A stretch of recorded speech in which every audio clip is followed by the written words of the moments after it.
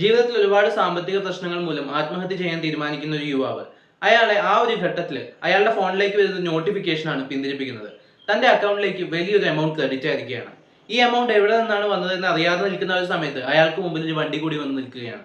ആ വണ്ടിയിലേക്ക് കയറുന്ന അയാൾക്ക് മുമ്പിൽ അടുത്തൊരു ഓപ്ഷനായി കിട്ടുന്നത് ഒരു വലിയ ഗെയിമാണ്. ഇതേ സ്റ്റോറി ലൈനുള്ള സ്ക്വിഡ് ഗെയിം എന്ന് പറഞ്ഞിട്ടുള്ള സീരീസ് ഒരുപക്ഷെ ഭൂരിപക്ഷം പേരും കണ്ടിട്ടുണ്ടാവും. അതുപോലൊരു തുടക്കമൊക്കെയുള്ള അല്ലെങ്കിൽ അതുപോലൊരു ഗെയിമിനെ പറ്റി സംസാരിക്കുന്ന എന്നാൽ തീർത്തും വ്യത്യസ്തമായിട്ടുള്ള ഒരു ഏറ്റവും പുതിയ നെറ്റ്ഫ്ലിക്സ് സീരീസ് ആണ് the eight show. Money game എന്ന ഫേമസ് വെബ്ടൂണിനെ ബേസ് ചെയ്തിട്ടുള്ള ഈ സീരീസ് ഒരു ഡാർക്ക് കോമഡി എന്ന രീതിയിലാണ് പ്രസന്റ് ചെയ്തിട്ടുള്ളതെങ്കിൽ കൂടിയും പേഴ്സണലി എനിക്ക് അത് കുറച്ചുകൂടി സൈക്കോളജിക്കൽ ഡ്രാമ ആയിട്ട് കൂടിയാണ് അനുഭവപ്പെട്ടത്. 8 നിലകളിൽ 8 റൂമുകളിലായിട്ട് 8 മത്സരാർത്ഥികളാണ്. ഇവരവിടെ ചെയ്യേണ്ടത് ആ റൂമിൽ നിൽക്കുക എന്നുള്ളത് മാത്രമാണ്.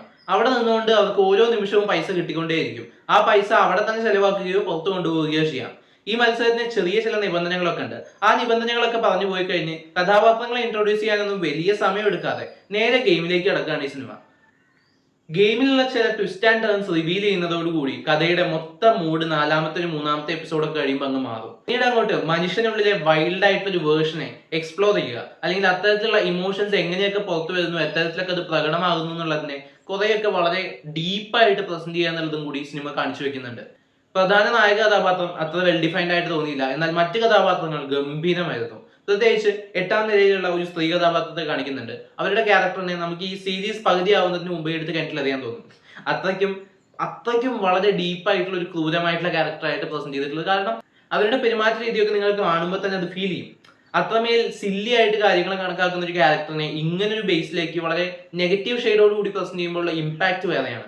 ഏറ്റവും താഴത്തെ നിലയിൽ താമസിക്കുന്ന ഒരു ക്യാരക്ടറും കൂടി ഉണ്ട്. കാലിന് വയ്യാത്ത അയാളുടെ സിറ്റുവേഷൻസ് അനുസരിച്ച് കാണിക്കുന്ന പല കാര്യങ്ങളും ചിലപ്പോൾ ചിലയിടങ്ങളിലൊക്കെ കുറച്ച് കൺട്രോൾ വിട്ടു പോകുന്നുണ്ടെങ്കിൽ കൂടിയും പലയിടത്തും വളരെ ഫിലോസഫിക്കലി പ്രസന്റ് ചെയ്തിട്ടുണ്ട്.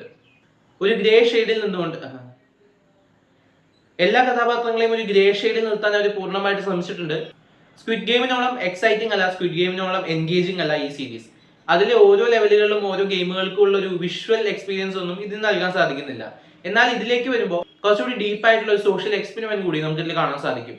നമ്മൾ തന്നെ ചാനലിൽ ഷോർട്ട് റിവ്യൂ ആയിട്ട് ചെയ്തിട്ടുള്ള പ്ലാറ്റ്ഫോം എന്ന് പറഞ്ഞിട്ടുള്ള സിനിമയുടെ കഥയുമായിട്ട് വലിയൊരു കണക്ഷൻ ഈ സിനിമയ്ക്ക്. ആ സിനിമയിലൂടെ അവർ വളരെ റോ ആയിട്ട് പറയുന്ന കുറെ പൊളിറ്റിക്സ് ഒക്കെ ഈ സിനിമയിലും സംസാരിക്കുന്നുണ്ട്. അത് പക്ഷെ കുറച്ചുകൂടി ഡിഫറെന്റ് ആയിട്ടുള്ള രീതിയിലാണെന്ന് മാത്രം. എന്നാൽ ആ പൊളിറ്റിക്സ് തീർച്ചയായിട്ടും വീണ്ടും വീണ്ടും അഡ്രസ് ചെയ്യേണ്ട ഒരു കാര്യം തന്നെയാണ്. പണവും സ്വാധീനവും സർവ്വസ്വാതന്ത്ര്യവും കിട്ടുന്ന ഒരു മനുഷ്യൻ എത്രത്തോളം മൃഗീയമായി മാറുമെന്നും അത് ബാക്കിയുള്ളവർക്ക് എത്രത്തോളം അപകടകരമാണെന്നും സീരീസ് പറഞ്ഞു വെക്കുന്ന രീതി പേഴ്സണലി വളരെയധികം ഇംപ്രസീവ് ആയിട്ട് തോന്നി. ഇത്തരത്തിലുള്ള പൊളിറ്റിക്കൽ സ്റ്റേറ്റ്മെന്റ്സും വളരെ ഡീപ്പായിട്ടുള്ള ക്യാരക്ടർ ഇമോഷൻസും ഒക്കെ പ്രസന്റ് ചെയ്യുന്നത് കൊണ്ട് മാത്രം സീരീസ് എല്ലാവർക്കും ഇഷ്ടപ്പെടുമെന്ന് ഞാൻ തീർച്ചയായിട്ടും പറയുന്നില്ല. ഇതൊരു സ്ലോ പേസ്ഡ് സീരീസ് ആയിട്ടാണ് എനിക്ക് പലയിടത്തും ഫീൽ ചെയ്തത്. ഡാർക്ക് കോമഡി എന്ന് പറയുമ്പോഴും വളരെയധികം നമുക്കിങ്ങനെ ദേഷ്യം വരുന്ന മൊമെന്റ്സ് ആണ് എനിക്ക് കൂടുതലായിട്ട് ഫീൽ ചെയ്തത്. ഒരുപക്ഷെ ആ ഇറിറ്റേഷൻ തന്നെയാണ് നമുക്ക് തോന്നേണ്ടിയിരുന്നത്, അത് കൃത്യമായിട്ട് തോന്നുന്നുണ്ട്. എന്നാൽ ഒരു എന്റർടൈൻമെന്റ് പെർസ്പെക്റ്റീവിൽ നിന്ന് നോക്കുമ്പോൾ സ്ക്വിഡ് ഗെയിമോ ആലീസ് ഇൻ ബോർഡർലാൻഡോ പോലെയുള്ള സീരീസുകൾ തന്നിട്ടുള്ള ഒരു ത്രില്ലിംഗ് മൊമെന്റ്സോ അല്ലെങ്കിൽ അങ്ങനത്തെ സംഭവങ്ങളൊന്നും വലിയ കാര്യമായിട്ട് ഇതിൽ വരുന്നില്ല. അവസാനത്തെ എപ്പിസോഡിലേക്കൊക്കെ വന്നപ്പോൾ ഉണ്ടായിട്ടുള്ള അതിഭാവുകത്വം കുറച്ചധികം അതിര് കടന്നില്ലേ എന്നും തോന്നലുണ്ടായിരുന്നു. ഓവറോൾ ഒരു ഡീസന്റ് വാച്ച് ആയിരുന്നുവെങ്കിലും വലിയ സംഭവം ഒന്നും ആയിട്ട് എനിക്ക് തോന്നിയില്ല. ഒരു ഓക്കെ ലെവലിൽ കണ്ടിരിക്കാവുന്ന ചില മൊമെന്റ്സ് അല്ലെങ്കിൽ ചില പൊളിറ്റിക്കൽ സ്റ്റേറ്റ്മെന്റ്സ് കൊണ്ടൊക്കെ കുറച്ച് ഇമ്പോർട്ടന്റ് ആയിട്ടുള്ള കാര്യങ്ങൾ പറഞ്ഞു വെക്കുന്ന ഒരു സീരീസ് ആണ് ദ എയ്റ്റ് ഷോ. അപ്പോൾ ഈ സീരീസ് നിങ്ങൾ കണ്ടവരാണെങ്കിൽ സീരീസിനെ കുറിച്ചുള്ള അഭിപ്രായങ്ങൾ കമന്റ് ബോക്സ് വഴി രേഖപ്പെടുത്തുമെന്ന് വിശ്വസിക്കുന്നു. നമുക്കിനി മറ്റൊരു വീഡിയോയുടെ വീണ്ടും കാണാം. ബൈ.